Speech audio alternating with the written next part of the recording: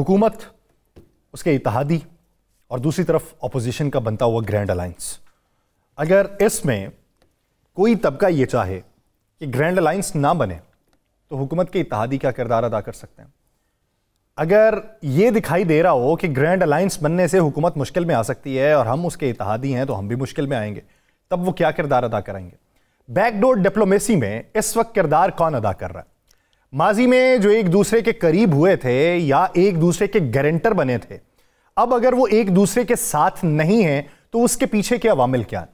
Pakistan peoples party को बेशुमार तहफ़्फ़ुज़ात है पाकिस्तान मुस्लिम लीग नून से, लेकिन पीपल्स पार्टी का क्लेम यह है कि हुकूमत चलाने के लिए, जमहूरियत को चलाने के लिए हमें यह साथ देना पड़ रहा है। तो वो साथ मौलाना फजलुर रहमान साहब क्यों नहीं दे रहे? उसके पीछे की मंतिक क्या है? मौलाना फजलुर रहमान साहब क्यों नहीं समझ रहे? इसी बारे में बात करेंगे। हमें ज्वाइन किया है पाकिस्तान पीपल्स पार्टी के रहनुमा कादिर खान मंदोखेल साहब ने। कादिर खान मंदोखेल साहब, बहुत शुक्रिया आपके वक्त का। कादिर मंदोखेल साहब, क्या लगता है, क्या वजूहात हैं, ऐसे क्या एतराज़ात हैं या कौन सी यकीन दहानियाँ या वादे पूरे ना हुए कि मौलाना फजलुर रहमान साहब बार बार उस अपोजिशन के इकट्ठ में मौजूद हो रहे हैं, वहां पे अपनी शिरकत कर रहे हैं कि जो मुस्तकबिल का ग्रैंड अलायंस बनता हुआ दिखाई दे रहा है? पता नहीं, मेरे ख्याल में कौन से नजूमी ने आपको ये सारी स्टोरी बना के दी है कि ग्रैंड अलायंस बनेगा। आपको याद है पिछले दिनों में खबर है ये कि मौलाना साहब ने 3 शर्तें उनके सामने रख दी पीटीआई के कि मुझे एहतियात का सरबराह बना जाए, पुख्तनख्वा असम्बली में नुमाइंदगी दी जाए, और तीसरी बात माइनस पीटीएम यानी मंजूर पश्तून तहफ़्फ़ुज़ मूवमेंट को माइनस किया जाए। और उसके ऊपर सारे लोगों ने, ये टीवी की खबर बता रहा हूँ कि खान साहब ने इनकार कर दिया या उनके रहमानों ने कहा कि मौलाना के ऊपर एतबार नहीं किया जा सकता है क्योंकि उन्होंने 26वीं तरमीम में साथ दिया। अच्छा, तो ये तो मैं आपको टीवी की खबर बता रहा हूँ। दूसरी बात ये कि आप मुझे बता दो, क्या मौलाना साहब जहां गाली गलौज करते थे पीटीआई वाले और फिर मौलाना के दर के ऊपर बैठे हुए थे, 26वीं तरमीम में मौलाना साहब ने कदम पे कदम उनको एतमाद में लिया, उनको मतलब अनबोर्ड किया, लेकिन उसके बाद आप देखा वजीर आला गंडापुर ने फिर मुफ्ती महमूद साहब की बातें लेके मौलाना साहब के ऊपर क्या कीचड़ उछाला, ये आपको याद नहीं है। फिर मौलाना साहब की बातें आपको याद नहीं जिन्होंने कहा कि हुकूमत से मुज़ाकरात में हमें एतमाद में नहीं लिया। फिर आपकी इनकी सेनेटर कामरान मुर्जा साहब की पीटीआई के ऊपर तनकीद सेनेट में नहीं देखा। तो ये मौलाना साहब को तो आप भूल जाओ ये साहब सर, नंबर 1 बात। अच्छा। दूसरी बात ये महमूद खान चकजई साहब की जहां माजी में ये मजाक उड़ाते थे और उसके बाद उनको टीटीपी का सरबरा बनाया है, यानी तहरीक तहफ़्फ़ुज़ पाकिस्तान का सरबरा बनाया है, और फिर जब उन्होंने कहा कि मैं तो सियासी आदमी हूँ और मुझे सियासी पार्टियों से यानी पीपल्स पार्टी और नून लीग से बात करनी पड़ेगी, तो इमरान खान साहब ने उस बेचारे को साइडलाइन कर दिया। उसके बाद आपने टीटीपी कर दिया सर। वो टीटीपी नहीं है, टीटीएपी है सर, तहरीक तहफ़्फ़ुज़ आईने पाकिस्तान है सर।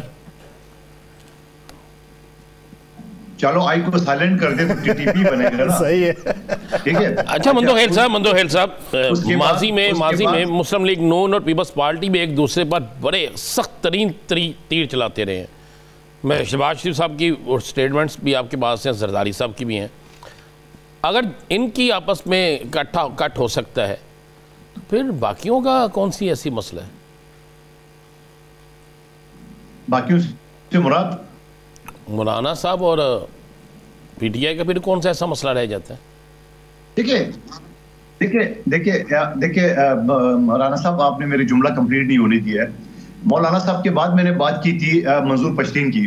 11 अक्टूबर को जब पुख्तून जरगा मुनक्किद हुआ, वहां पीटीआई के गंडापुर साहब ने बाकायदा तहरीरी वायदा उनके साथ किया था कि 2 महीने के अंदर मैं पुख्तनख्वा असम्बली में कानून साजी करूंगा पश्तूनों के तहफ़्फ़ुज़ के लिए।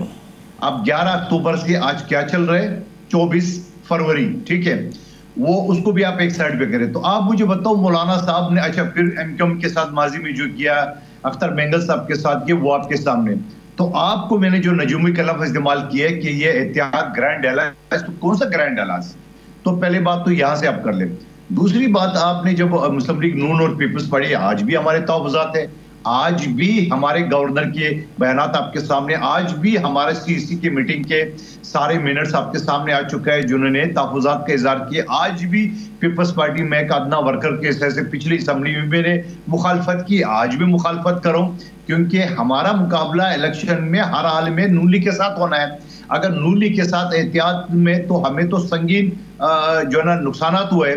आप मुझे बता दो, फिर मैं एक दो मसले आपके सामने रख दो। पंजाब में जहां हमारे एमपी मैंने उनके हलकों में एंटी पीपल्स पार्टी अफसरान लगाया गया।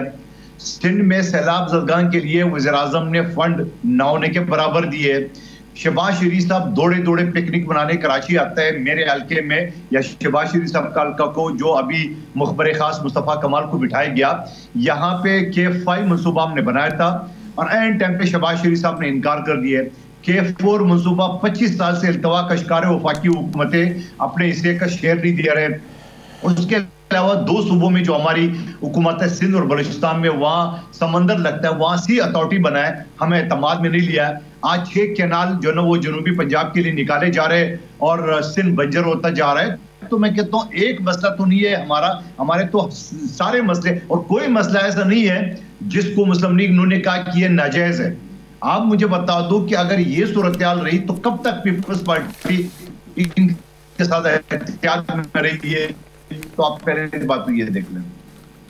अच्छा मंदोखेल साहब, आपको इतने तहफ़्फ़ुज़ात है PMLN के साथ, लेकिन आप लोगों ने बारहा टीवी टॉक शोज़ में, मुख्तलिफ प्रेस कॉन्फ्रेंसेस में, सेनेट के फ्लोर के ऊपर, पार्लियामान के फ्लोर के ऊपर, कमेटीज़ के अंदर अपने तहफ़्फ़ुज़ात का इजहार किया, लेकिन जवाब खामोशी, यानी सारा कुछ सुन लेना और उस पर रिएक्ट ना करना।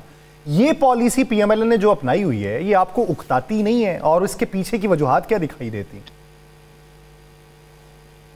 मेरे ख्याल में किसी ने इसको पीठ पे तापी दी है कि बेटा फिक्र नहीं करो, आपको कुछ नहीं होने वाला है। तो ये मैं कहता हूँ गलतफहमी, खुशफहमी मुस्लिम लीग नून को दूर करना चाहिए, क्योंकि एक लावा बन रहा है पीपल्स पार्टी के अंदर मुस्लिम लीग नून के खिलाफ। तो मैं ये समझ रहा हूँ कि ये ज्यादा खुशफहमी में नहीं रहे। आप अपोजिशन एहतियात की, ग्रैंड अलायंस की क्या बात करेंगे जब वो एहतजाज करेंगे? हमने तो कंधा हिलाना है और ये मुंह के बल गिरेंगे हुकूमत। तो मैं समझ रहा हूँ कि मुस्लिम लीग नून जो ना वो होश के नाखून लेना चाहिए और उनको अपनी इत्यादी सबसे बड़ी इत्यादी पीपल्स पार्टी को अगर वो अनबोर्ड नहीं ले रहे, उनको साथ नहीं दे रहे, उनके जायज मसले हल नहीं कर रहे, तो मैं नहीं समझ रहा हूँ कि ये हुकूमत रहेगी। लेकिन आखिर कब तक? आपका जो सवाल है, मैं भी ये सवाल करूँ, आखिर कब तक? अच्छा, आज बड़ी प्रेस कॉन्फ्रेंस थी, एहसन इकबाल साहब और वज़ीर आला सिंध की मैम ने तो समझा कि सारे मसले हल हो गए। जी बिल्कुल, सारे मसले हल हो जाएंगे। सिर्फ मुल्तान को 2 मोटरवे लगता है, पूरे सिंध में 1 मोटरवे नहीं है, पूरे बलूचिस्तान में 1 मोटरवे नहीं है।